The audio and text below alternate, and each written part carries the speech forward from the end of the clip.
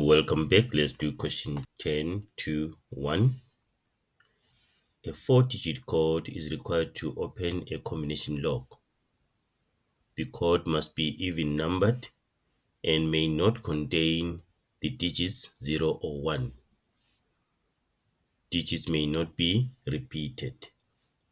So it means this code may be created using these numbers. It can be 2, 3, 4, 5, 6, 7, 8, 9, right? And then we cannot have 0, 1. So it means how many numbers? 1, 2, 3, 4, 5, 6, 7, 8. Let's have our slots. How many slots do we have? It's a 4-digit code. So we have 4 slots. 1, 2, 3, 4. Now let's look at our restrictions. The code must be even numbered. What does that mean? It means that it can end with a 2, a 4, a 6, or an 8. So the last number, we have 4 choices. So it means here we have 4 choices. So we put a 4 there. We have 4 choices, but it is only one number that can go into this slot. So it can be an 8, a 6, a 4, or a 2.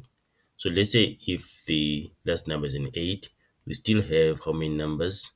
1, 2, 3, 4, 5, 6, 7.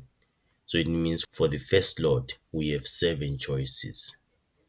Right? Since the numbers cannot be repeated or the digits cannot be repeated, so it means now we have a number there, we have a number there. So 2 numbers are taken, we're left with 6 numbers. So the second slot we can have 6.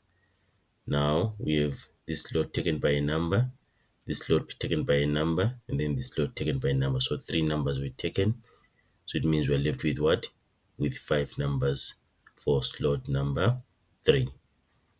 Okay, therefore, how many possible 4-digit combinations are there to open the lock? So it means it's going to be 7 times 6 times 5 times 4, which is equal to 840.